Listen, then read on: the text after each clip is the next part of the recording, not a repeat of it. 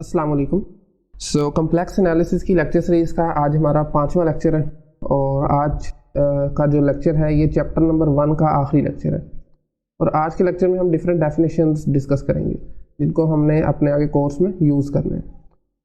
1.5 section है जी, set of points in the complex plane. Different तरह के सेट ऑफ पॉइंट्स डिस्कस करेंगे जिसमें स्टार्ट करेंगे सर्कल से। डिस्क क्या होती है, नेबरहुड क्या होता है, कोई ओपन सेट क्या होता है, क्लोज सेट कौन सा होता है, बाउंडेड सेट कौन सा होता है, एंड ऑल दैट। ठीक है, सर्कल की डेफिनेशन से स्टार्ट करते हैं। ठीक है, circle in a complex plane. जितनी भी बातें करेंगे आज हम वो तमाम की तमाम कम्प्लेक्स प्लेन में करेंगे, ओवर कम्प्लेक्स नंबर्स। ठीक है ना। आप जानते हैं दो कम्प्लेक्स नंबर के दरमियान डिस्टेंस कैसे फाइंड किया जाता है। Let's quickly recall it. First करें, आपके पास दो कम्प्लेक्स नंबर हैं, एक को मैंने z नोट कह दिया और दूसरा जो है वो सिंपली z कह दिया। ठीक है, x प्लस आयोटा वाई, और जो z नोट है वो x nought plus iota y nought. इनके दरमियान डिस्टेंस क्या होता है, z minus z nought, that is equal to, क्या करेंगे इसमें से, x माइनस x नोट का square plus y minus y nought का स्क्वायर और इसका स्क्वायर रूट। ये आप जानते हैं, ऑलरेडी हम डिस्कस कर चुके हैं। किसी दो पॉइंट्स के दरमियान डिस्टेंस प्लेन में, कम्प्लेक्स प्लेन में या दूसरे प्लेन में कैसे फाइंड किया जाता है।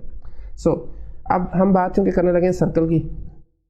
सर्कल में आप जानते हैं हमारे पास दो चीज़ें होती हैं, एक तो सेंटर होता है और दूसरा हमारे पास रेडियस होता है। ठीक है, सर्कल को डिफाइन हम इस तरह से करेंगे, z minus z nought is equal to r।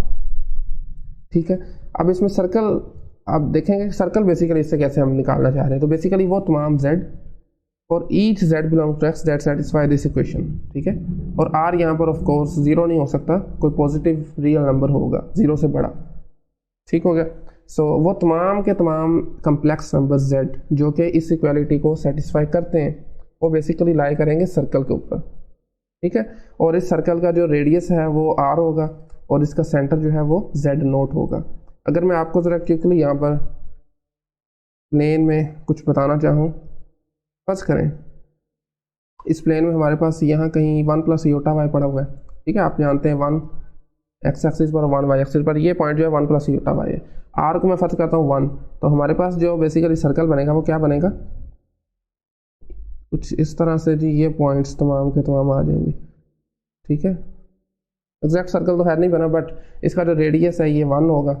Centre क्या है इसका, ये point 1 plus iota y, sorry 1 plus iota, that's it. ठीक है, इस केस में 1 प्लस आयोटा है, तो इस केस में z note in general circle का सेंटर होगा और r कोई पॉजिटिव रियल नंबर, ये रेडियस होगा। ठीक है, इसको अभी आगे हम करते हैं, ज़रा मुख्तलिफ एग्जांपल्स में दोबारा देखते हैं इसको। तो लेट्स से, बल्कि एग्जांपल के तौर पर अभी हम देख लेते हैं, अगर आपको कोई नंबर दिया गया हो z, let's say simply z का मॉडुलस इज इक्वल टू 1। ठीक है, तो ये क्या होगा बेसिकली, इसमें सेंटर आपको ध्यान रहे 0 है, z माइनस 0 लिख सकते हैं ना आप इसको, ये 0 प्लस 0 आयोटा, क्या ख्याल है, दैट इज इक्वल टू 1। तो यही चीज़ इससे मिलती जुलती हमने ऊपर की थी। ये जो किया था ना, इसको अगर इक्वेशन फॉर्म में लिखना चाहते हैं तो ये इस तरह लिख सकते हैं जी, 1 plus iota z minus 1 plus iota is equal to 1। 1 radius था और ये हमारे पास सेंटर था। इस केस में क्या होगा, यूनिट रेडियस है ये भी, बट इस केस में जस्ट ये काम होगा कि आपका जो सेंटर है वो ओरिजिन आ जाएगा। इस केस में सेंटर आपका ओरिजिन नहीं था, बल्कि ये 1 प्लस आयोटा था। ठीक है, इसी तरह एक और एग्जांपल अगर करना चाहते हैं क्विकली, वो भी देख लेते हैं। लेट्स से आपके पास z minus 2 plus 3 iota, that is equal to 3। ठीक है, अब देखें z माइनस 2 प्लस 3 आयोटा, तो इसको आप अगर थोड़ा एक्सपेंड करके लिखना चाहें तो z को लिख सकते हैं x plus iota y minus 2, या बल्कि इस तरह लिखा रहने माइनस 2 प्लस 3 आयोटा। ठीक है, दैट इज इक्वल टू 3। मजीद अब ये करेंगे कि रियल पार्ट को सेपरेट कर लें, x माइनस 2 आ जाएगा प्लस आयोटा कॉमन लें तो सिंपली हमारे पास y प्लस 3 आ जाएगा। यस, ठीक है, दैट इज इक्वल टू 3। अब देखें ये चूंकि मॉडुलस है इस कम्प्लेक्स नंबर का, तो मोड कैसे फाइंड करते हैं आप जानते हैं, रियल पार्ट का स्क्वायर आ जाएगा x माइनस 2 का whole square plus y plus 3 का होल स्क्वायर। ठीक है, दैट इज इक्वल टू 3। और अब दोनों तरफ स्क्वायर रूट लेने से हमारे पास जो बचेगा x माइनस 2 का whole square plus y plus 3 का whole square, that is equal to 3 square. ठीक है, और ये आप जानते हैं कोऑर्डिनेट ज्योमेट्री में, एनालिटिक ज्योमेट्री में ये सर्कल की जनरल इक्वेशन एक तरह से। इसका सेंटर जो है वो है -2,3, ठीक है, और इसका जो रेडियस है सी से अगर सेंटर को रिप्रेजेंट करें तो -2,3, रेडियस इस केस में 3 आ जाएगा। तो इस तरह से आप इस कम्प्लेक्स इक्वेशन से जस्ट एक्स वाई की फॉर्म में भी लिख सकते हैं। ठीक हो गया। ओके, सो नेक्स्ट हमारी जो डेफिनेशन है that is the definition of discs and neighbourhoods. Disc क्या होती है और नेबरहुड क्या होते हैं, कम्प्लेक्स प्लेन की बात कर रहे हैं। ओके, सो अभी जो आपने डेफिनेशन पढ़ी है ना सर्कल की, उसी से ही हमें थोड़ा सा चेंज करना है तो हमारी डिस्क की डेफिनेशन बन जाएगी। देखें सर्कल की डेफिनेशन दोबारा मैं लिख देता हूँ, z minus Z nought is equal to R3। ठीक है, अगर आप इसी इक्वालिटी को इनइक्वालिटी बना दें, ठीक है, आप यहाँ पर इक्वल की बजाय लेस आर इक्वल टू कह दें तो ये हमारे पास डिस्क बन जाएगी। पहले तो क्या था, पहले ये था कि आपके, बल्कि दोबारा मैं इधर लिख देता हूँ एक बार, सर्कल हम ड्रा भी कर लेते हैं यहाँ पर। लेट्स से ये आपका सर्कल है, ठीक है, और ये यहाँ पर इसका कहीं रेडियस पड़ा होगा, सॉरी सेंटर पड़ा होगा, सेंटर से यहाँ तक का फासला बाउंड्री तक का रेडियस कहलाता है। और पहले था जी हमारे पास सिर्फ ये वाले पॉइंट्स जो बाउंड्री पॉइंट्स हैं यही इंक्लूड थे सर्कल के केस में। अब चूंकि इक्वालिटी आ गई है, इनइक्वालिटी आ गई है, लेस देन और इक्वल टू, तो वो तमाम पॉइंट्स जो कि इसके इनसाइड है वो भी इंक्लूड हो जाएंगे।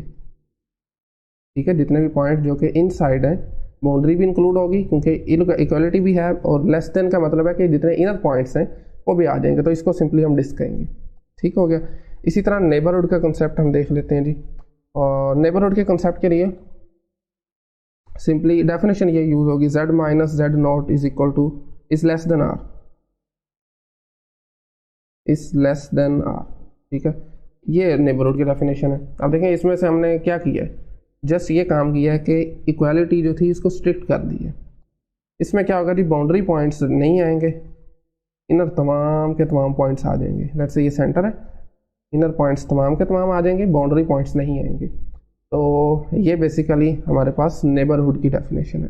अगेन इसमें जेड नोट जो है सेंटर है, आर रेडियस का ये एक नेबरहुड है। ठीक हो गया, जेड नोट के लॉन्ग नेबरहुड है ना बेसिकली, ये पॉइंट जो होगा आपका जेड नोट होगा और ये रेडियस आर है। ठीक है, इसी तरह से एक और नोटेशन भी डिफाइन की जाती है, डिलीटेड नेबरहुड। उसमें क्या होता है, आपके पास जिस पॉइंट का नेबरहुड ले रहे हैं उसको माइनस कर देना आपने अंदर से। ठीक है, तो माइनस करेंगे नेबरहुड आपका बन जाएगा, बट वो पॉइंट जो है वो माइनस होने की वजह से उसको डिलीटेड नेबरहुड कहा जाता है। वो भी देख लेते हैं ज़रा। उसमें आपके सिर्फ एक इजाफा होगा छोटा सा, आपने लेफ्ट साइड पर भी 0 less than z minus Z nought less than r ये लिख देना है। इसका मतलब है कि आपका जो 0 है ना, 0 बेसिकली लिखने का मतलब ये है कि आपको 0 रेडियस का सर्कल अंदर से माइनस हो जाएगा। दोबारा सुने इस बात को, 0 रेडियस का सर्कल इस इक्वालिटी में से माइनस हो जाएगा, तो ये पॉइंट बेसिकली इसमें से निगलेक्ट हो जाएगा, इधर आपका होल आ जाएगा।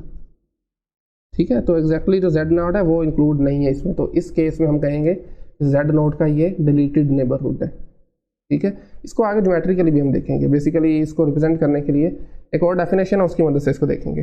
बहरहाल अच्छा, अगर आप दोबारा मैं आपको बताना चाहूँ तो z लेस देन 1 ये नेबरहुड है किसका, इसमें आपका सेंटर जो है वो 0 आ रहा है। ठीक हो गया, तो 0 के अलॉन्ग यूनिट रेडियस का ये एक नेबरहुड होगा। इसी तरह से अगर मैं इसी इनइक्वालिटी को कुछ इस तरह से लिख दूँ, 0 less then z less than 1, ये एक कौन सा नेबरहुड है, डिलीटेड नेबरहुड। इसको बल्कि रिप्रेजेंट भी हम कर लेते हैं यहाँ पर। ठीक हो गया। सो इस केस में क्या होगा जी, लेट्स से मैं ओरिजिन के अराउंड ये एक सर्कल लगाने की कोशिश करता हूँ। एक मिनट, इसको सेंटर पे प्लेस कोशिश करते हैं। ओके जी, सो ये ऑलमोस्ट सेंटर पे हो गया। बहरहाल अब देखें जी, ये जो हमारे पास पॉइंट है ना, इस इनइक्वालिटी के केस में ये पॉइंट इंक्लूड है इसमें। ये इनइक्वालिटी हमें ये कह रही है z लेस देन 1 के जितने भी पॉइंट्स हैं जो कि 1 रेडियस के अंदर अंदर मौजूद हैं वो तमाम के तमाम इंक्लूड है, but boundary points of course नहीं है इसमें। ठीक है, बल्कि यहाँ पर मुझे सॉरी ये एनीवेज बहरहाल ये मैं रिप्रेजेंट कर रहा हूँ क्योंकि बाउंड्रीज में इंक्लूड नहीं है इस केस में, स्ट्रिक्ट इनइक्वालिटी है ना इसलिए। अच्छा जी, आप आ जाए इस पर, ये हमें ये बता रही है कि आपका जो 0, इसमें 2 इनइक्वालिटीज़ हैं, एक इनइक्वालिटी ये वाली है, एक ये वाली है, और दूसरी मैंने जो ये लिख दी है ये वाली है। ठीक है, इसका मतलब क्या है, आपका 0 less then x² plus y², यही मतलब है ना एक्चुअली। तो इसका मतलब है कि x square plus y square जब आप दोनों का स्क्वायर करेंगे ये 0 से बड़े होने चाहिए, तो ये सिर्फ 0 पॉइंट के लिए इम्पॉसिबल है। तो 0 पॉइंट है ना जो आपका ये वाला, इसको बस अंदर से आप माइनस कर दें, बाकी सारे आ जाएंगे। खैर इतना बड़ा होल तो नहीं आएगा, ये जस्ट 0 पॉइंट आपका सब्ट्रैक्ट होगा अंदर से। इस केस में हम कहेंगे कि 0 का डिलीटेड नेबरहुड है ये वाला। ठीक, आई होप कि आपको अच्छे तरीके से समझ आ गई होगी। ओके, सो अब आगे चलते हैं। नेक्स्ट डेफिनेशन हमारी है जी ओपन सेट की। ओपन सेट, और इसकी डेफिनेशन जो हम और भी कई कोर्सेज में पढ़ते हैं स्पेस के हिसाब से, ठीक है, टोपोलॉजी में पढ़ते हैं, टोपोलॉजिकल स्पेस को देखते हुए, इस तरह एनालिसिस में, फंक्शन एनालिसिस में, रियल एनालिसिस, कम्प्लेक्स एनालिसिस।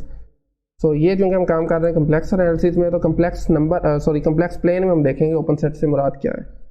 ठीक हो गया। सो अगेन ज़रा एक प्लेन ड्रा कर लेते हैं कम्प्लेक्स, लेट से ये वाला। ठीक हो गया। बेसिकली आप कोई भी ओपन सेट से पहले ना हम एक और नोटेशन है इंटीरियर पॉइंट, उसको मैं डिफाइन करना चाहूँगा। ठीक है, ये एस जो है ना ये इस कम्प्लेक्स प्लेन का कोई एक सेट है। ठीक है, और जेड नोट जो है आपका ये बिलोंग कर रहा है एस से। ठीक है, जेड नोट जो आपका बिलोंग कर रहा है किसी कम्प्लेक्स सेट एस से। ठीक हो गया। सो अगर तो जेड नोट के जितने भी एस के पॉइंट्स हैं, जेड नोट मैंने चूंकि एक आर्बिट्ररी पॉइंट लिया है, इसके जितने भी नेबरहुड्स होंगे वो अगर एस में कंटेन करते हैं, ठीक है ना, जेड नोट के अलोंग जितने भी नेबरहुड्स हैं अगर वो एस में कंटेन करते हैं, देन हम कहेंगे जेड नोट जो है वो इसका इंटीरियर पॉइंट है। ठीक हो गया। ये हमारे पास कम्प्लेक्स प्लेन की बात हो रही है। तो अब आगे चलते हैं जी हम ओपन सेट के बारे में। अगर एस सेट का हर एक पॉइंट इंटीरियर पॉइंट हो इसका, अगर एस सेट का हर पॉइंट इंटीरियर पॉइंट हो, देन हम एस सेट को कहेंगे ये ओपन सेट है। मैं अगर रफली यहाँ पर कुछ यहाँ पर ड्रा करना चाहूँ, इस तरीके से सर्कल ड्रा कर दिया हमने। ठीक है, अब देख रहे हैं आप जितना मर्जी बाउंड्री के क्लोज पॉइंट लेते जाएंगे ना, बाउंड्री वाला तो हम खैर ले ही नहीं ना सकते क्योंकि सेट में इंक्लूड नहीं है, जितना मर्जी क्लोज लेते जाएं आपको उसके अलोंग एक नेबरहुड मिल जाएगा। यहाँ पर लें एक नेबरहुड आपको मिल जाएगा, यहाँ पर लें एक नेबरहुड मिल जाएगा। इस सेट के अंदर रहते हुए जहाँ पर मर्जी पॉइंट के अलोंग नेबरहुड लें वो उसी सेट में ही कंटेन कर रहा है। अगर इसको मैं एस का नाम दे दूँ, हर पॉइंट इसका जो है वो इंटीरियर पॉइंट है। अगर हर पॉइंट इंटीरियर हो किसी सेट का तो उस सेट को ओपन सेट कहा जाता है। ठीक हो गया। एग्जाम्पल लेते हैं इसकी। लेकिन ये एग्जाम्पल जो आ रही है थोड़ी इंटरेस्टिंग एग्जाम्पल है। एक इनइक्वालिटी में ले लेता हूँ 1 less then z modulus less than 3। ठीक हो गया। सो ये बेसिकली एक ना सर्कुलर रिंग बन रहा है। कैसे बन रहा है वो भी आपको मैं दिखा देता हूँ। लेकिन ये हमारे पास कम्प्लेक्स प्लेन आ गया। देखें इसमें दो इनइक्वालिटीज़ हैं इस चीज़ में। एक क्या कह रही थी आपका 1 less than x square plus y square से, एंड सेकेंडली जो आपके पास है जी x square plus y square is less than 3। In fact ये एक डेफिनेशन भी है, वो हम आगे जाके पढ़ेंगे। अभी बहरहाल अभी तक के लिए मैं आपको इतना बता देता हूँ। सेंटर इसका जो है वो 0 ही है, ओरिजिन है। ठीक है, ये जो x square plus y square greater than 1 है ना, इसका मतलब क्या है 1 रेडियस का जो सर्कल के आउटसाइड वाला हिस्सा सारा, इनर नहीं आउटर, क्योंकि वो x square plus y square है ग्रेटर देन 1 से। और ये इनइक्वालिटी जो आपको बता रही है एक 3 रेडियस का आप लें एक सर्कल, ठीक है, रेडियस इसका आ जाएगा 3 और इसका इनर वाला आ जाएगा सारा इनर वाला। अच्छा, इन दोनों में जो कॉमन एरिया है ना वो ये वाला आ रहा है, ये एक रिंग बन रहा है। ये आप देख रहे, इसको मैं अगर एक्स्ट्रा ड्रा करूँ पहला, एक ये वाला और एक ये वाला। अब ये वाला जो एरिया ना ये दोनों में कॉमन आ रहा है, दोनों के इंटरसेक्शन में आ रहा है।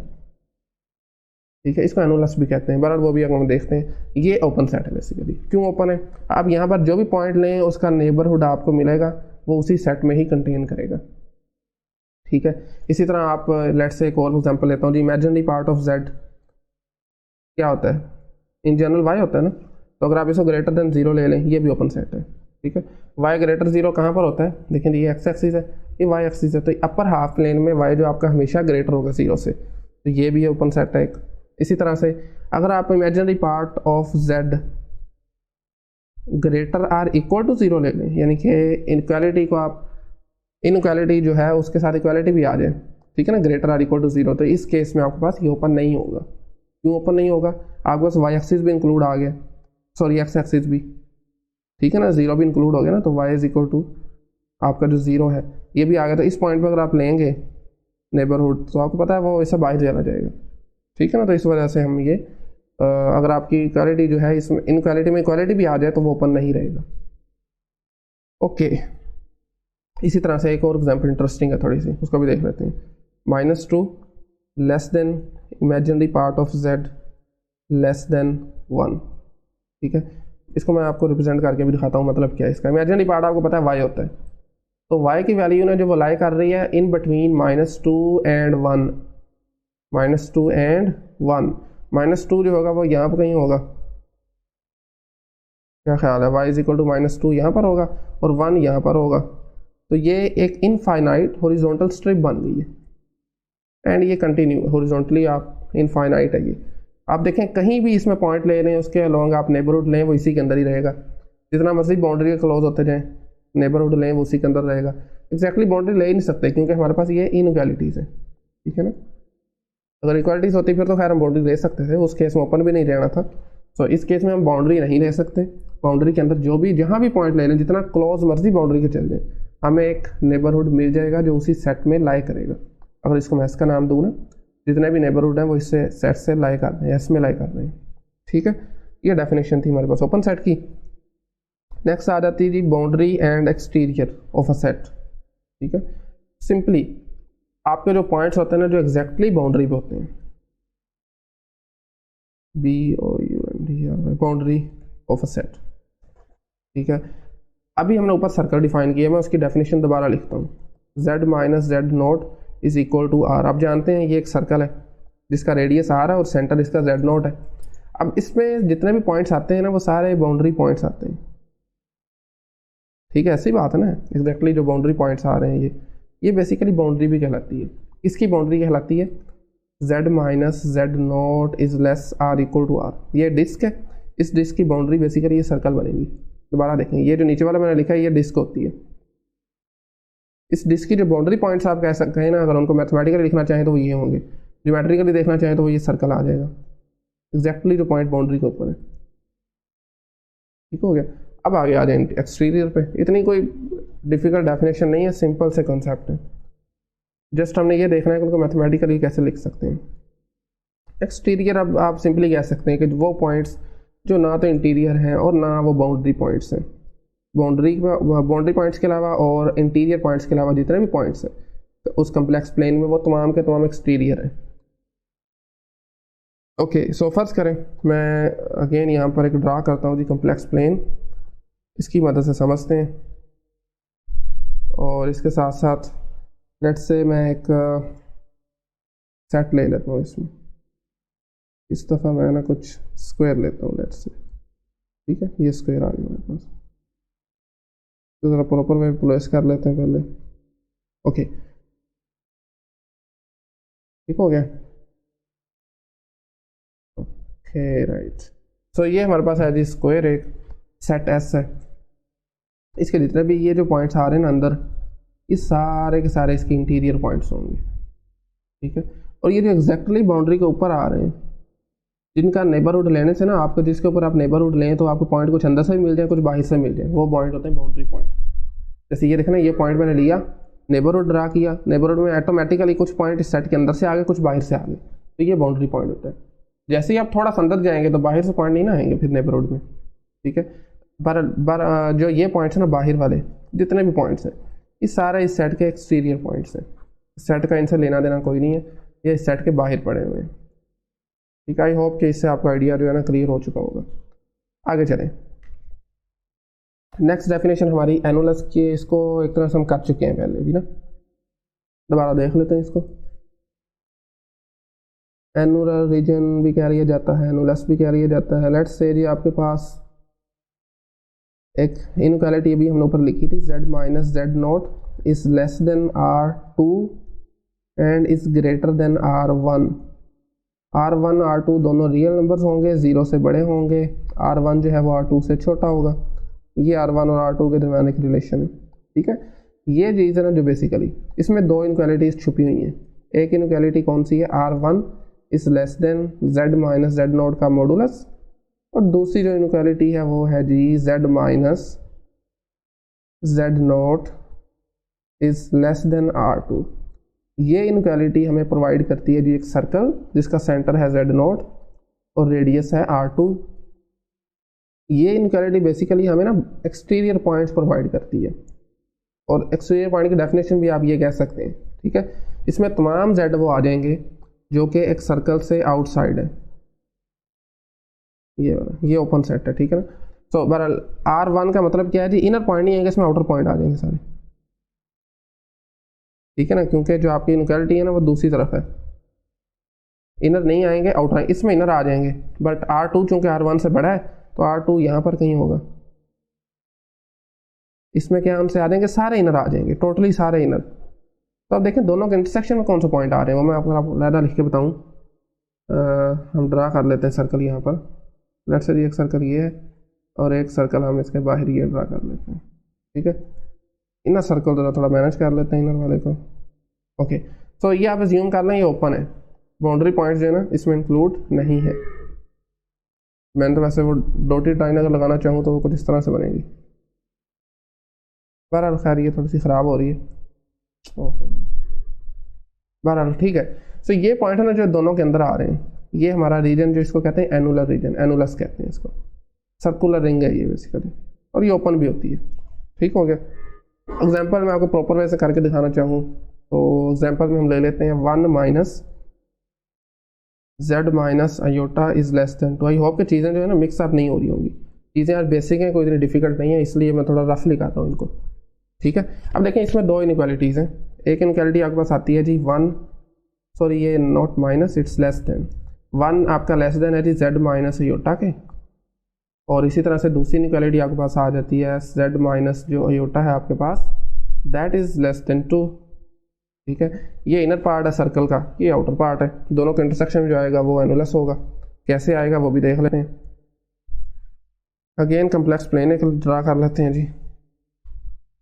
देखिए इस केस में जो आपका जो सेंटर है ना वो थोड़ा इंटरेस्टिंग है, आयोटा सेंटर आपका, आयोटा कहाँ पर है, आयोटा ये होता है, ठीक है। तो ये सेंटर है, इसके लॉन्ग आप पहले तो 1 रेडियस का ड्रा करें ना,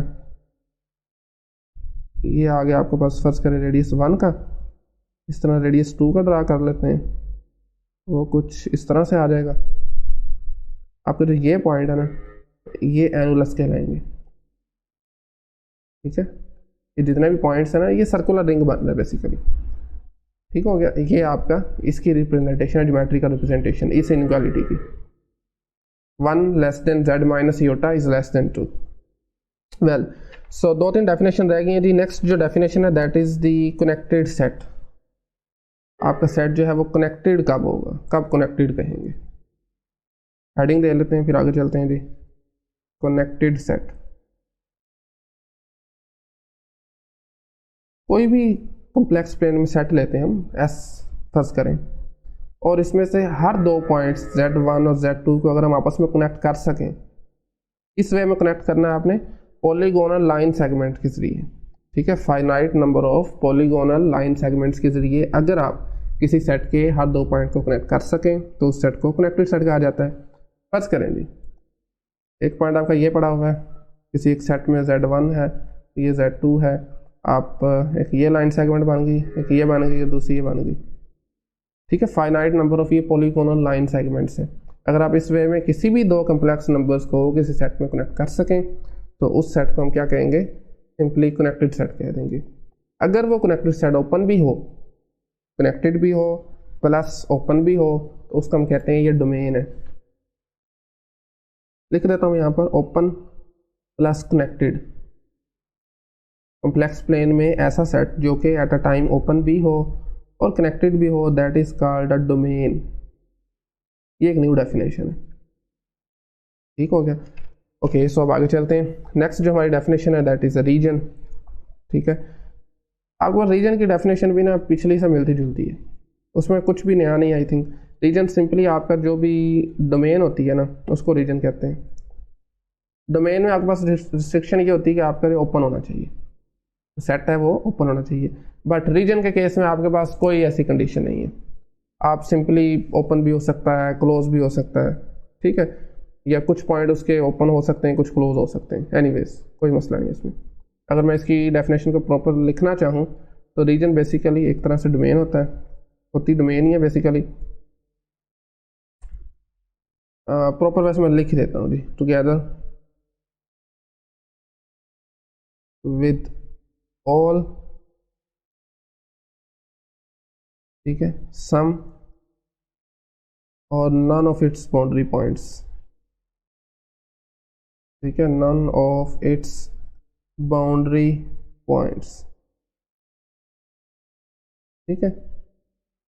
डोमेन बेसिकली रीजन क्या होता है, होती डोमेन ही है, टुगेदर विद ऑल सम या फिर none of its boundary points, simple definition, ठीक है। यानी आप कह सकते हैं कि कम्प्लेक्स प्लेन में कोई एक रीजन होता है जो कि कनेक्टेड हो, ठीक हो गया। नेक्स्ट हमारे पास है जी, ये आपका जो एनुलर होता है ना, अभी हमने डेफिनेशन पढ़ी थी एनुलस की, ठीक है, या एनुलर रीजन भी कह दिया जाता है। अगर मैं बात करूँ ना एनुलर रीजन की, तो ये मोर जनरल वर्ड है, यानी कि आप कह सकते हैं कि आपके पास जो हर एनुलर रीजन होता है वो एनुलस होता है, बट हर एनुलस एनुलर रीजन नहीं होता। कैसे, बताता हूँ मैं आपको। देखें, फर्स्ट करें तो ये मैंने कि ये सेट लिया, इसके अलावा इनर सेट मैंने ये ले लिया।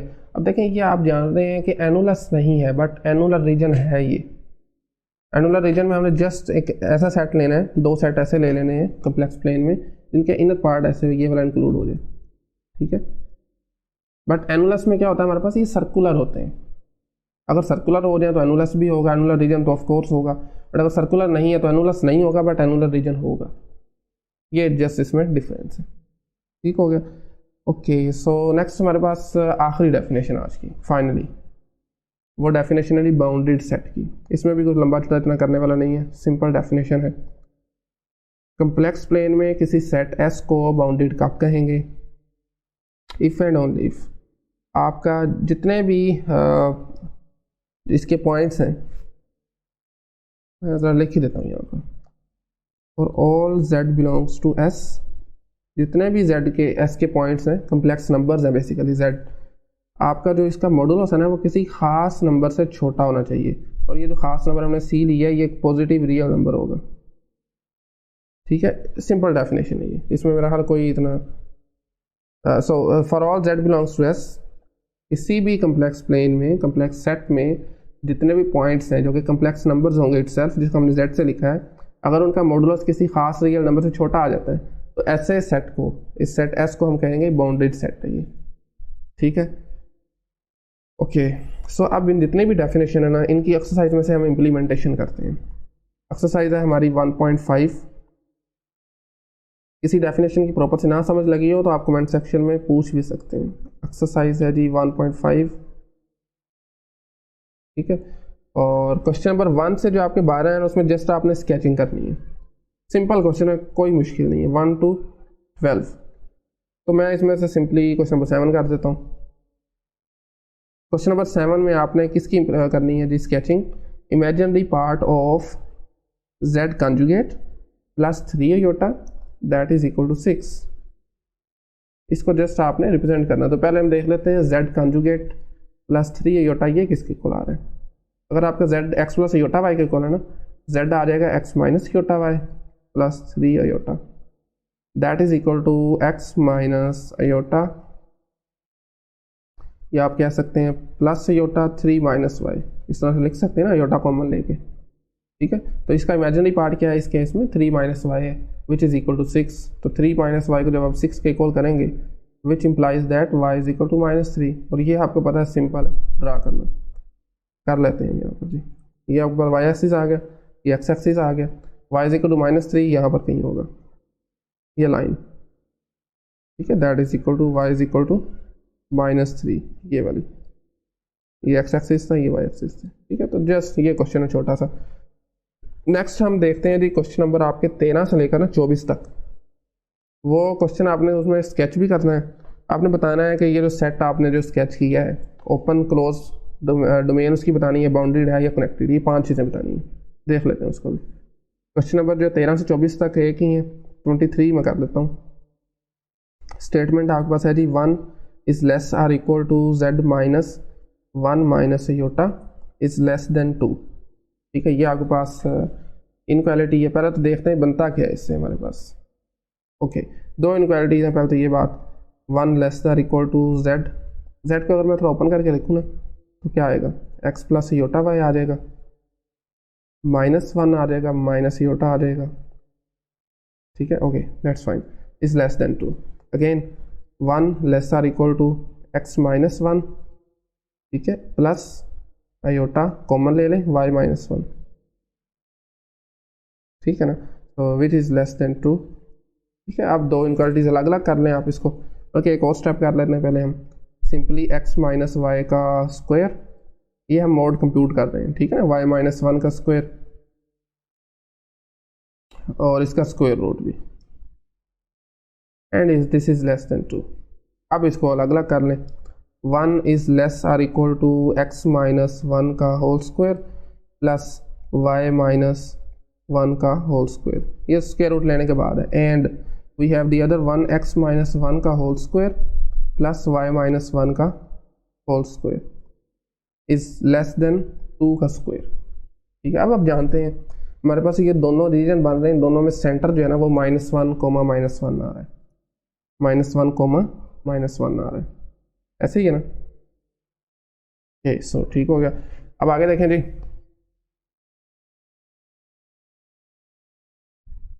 Okay so 1 plus iota, sorry थोड़ी मिस्टेक हो गई इसमें हमारे पास, बेसिकली -1 जो है ना,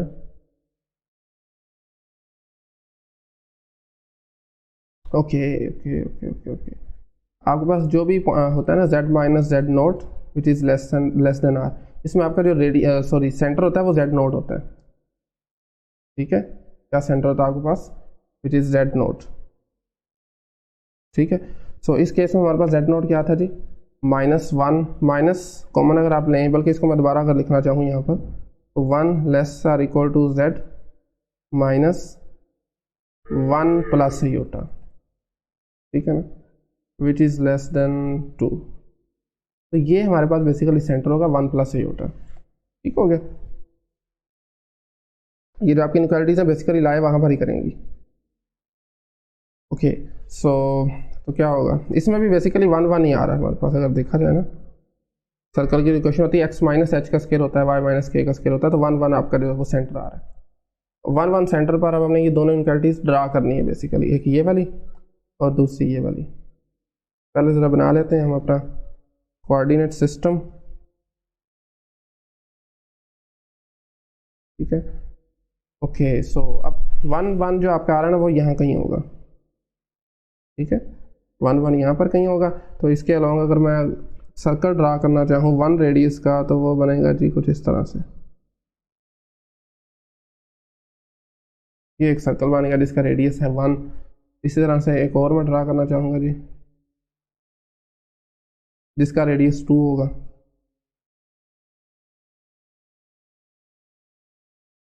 ठीक है। बहरहाल थोड़ा सा टेढ़ा मेढ़ा बन गया, बहरहाल देखें जी। अब इसमें पार्ट कौन सा इंक्लूड होगा, इसमें देखें ये वाली जो है ना, ये आपके पास इक्वालिटी आ रही है, ठीक है, लेस देन 1 वाली, यानी कि इनर वाला जो है ये पार्ट इंक्लूड होगा, बट ये जो आउटर वाला है ना ये आपके पास इंक्लूड नहीं होगा, ओपन और साइड होगी, ठीक है।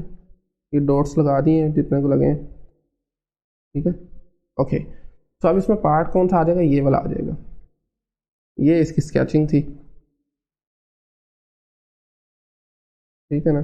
सो ये जो रेडियस आ रहा है ना बेसिकली ये 1 आ रहा है, ये इस इनक्वालिटी से आ रहा है, बट इसमें पार्ट कौन सा इंक्लूड होगा, आउटसाइड वाला, और ये जो रेडियस आ रहा है ये 2 आ रहा है, तो दोनों में जो मुश्तरक है, जो दोनों में कॉमन है वो ये वाला है, तो ये जितना भी एरिया है सारा इसके अंदर आ जाएगा, ठीक है।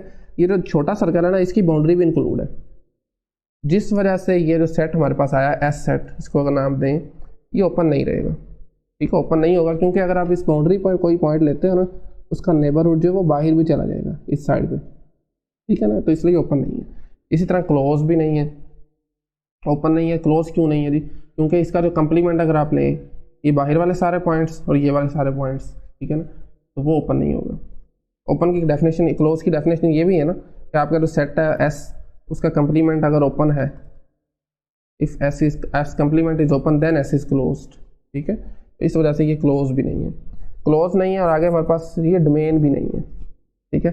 डोमेन की डेफिनेशन हमारे पास क्या थी, डोमेन में बेसिकली ना दो चीज़ें थी, अगर आपको याद हो तो। इसमें कनेक्टेड होना लाजमी था, ठीक है। तो ये बेसिकली कनेक्टेड भी नहीं है, क्योंकि इसके अंदर 2 पॉइंट्स अगर हम लेते हैं तो उसका हम पॉलीगोनल लाइन सेगमेंट के जरिए कनेक्ट नहीं कर सकते, ठीक है। और सॉरी, कनेक्ट कर सकते हैं बट ये ओपन नहीं है, ठीक है ना, मिस कर गया मैं डेफिनेशन। डोमेन की डेफिनेशन है जी आपके पास ओपन कनेक्टेड सेट होना चाहिए, ठीक है। क्योंकि ये ओपन नहीं है, आपको बता चुका ना ओपन नहीं है, क्योंकि मैं यहाँ पर लिख भी देता हूँ नॉट ओपन, इसी तरह से नॉट क्लोज्ड, इसी तरह से नॉट डोमेन। डोमेन क्यों नहीं है, क्योंकि ओपन नहीं है, डोमेन हमेशा ओपन होती है, ठीक है। इसी तरह से नेक्स्ट हमारे पास जो इस केस में हमने चेक करना था वो था जी क्या ये बाउंडेड है। यस, ये बाउंडेड है। ये सिंपली आप उसकी डेफिनेशन से देख भी सकते हैं क्यों बाउंडेड है, क्योंकि हमें एक ऐसा रियल नंबर मिल जाएगा कि इस सेट के अंदर जहाँ पर भी पॉइंट लें उसका जो मोड है ना, डिस्टेंस उसका बेसिकली, मोड का मतलब क्या होता है, ओरिजिन से डिस्टेंस होता है, तो वो उस नंबर से लेस देन आएगा, ठीक है ना। जस्ट आप यूज़ कर सकते हैं बाउंडेड की डेफिनेशन। इसी तरह से लास्ट चीज़ हम चेक करनी थी क्या ये कनेक्टेड है, कनेक्टेडनेस चेक करनी थी इस केस में। कनेक्टेड की डेफिनेशन भी हम ऑलरेडी डिस्कस कर चुके हैं जी, ठीक है। सो यस, ये कनेक्टेड भी है ना। कनेक्टेड की डेफिनेशन हमने डोमेन से पहले डिस्कस की थी। कनेक्टेड क्या होता है कि किसी भी 2 पॉइंट्स को लें उसको हम लाइन सेगमेंट के जरिए, फाइनाइट पॉलीगोनल लाइन सेगमेंट के जरिए आपस में कनेक्ट कर सकते हैं, ठीक है। तो ये कनेक्टेड ज़रूर है बट ओपन नहीं है, जिसकी वजह से ये डोमेन भी नहीं है, ठीक है। ओके, लेक्चर आई थिंक आज का थोड़ा लेंथी ज़रूर हो गया, बट ये जितनी भी डेफिनेशन थी ये हमने क्लियर कर ली है। अगर कोई डेफिनेशन नहीं समझ लग रही या कोई क्वेश्चन आपका जो एक्सरसाइज में नहीं हो रहा तो आप कमेंट सेक्शन में पूछ सकते हैं। इंशाल्लाह नेक्स्ट लेक्चर से हम अपना चैप्टर नंबर 2 स्टार्ट करेंगे। So thank you very much.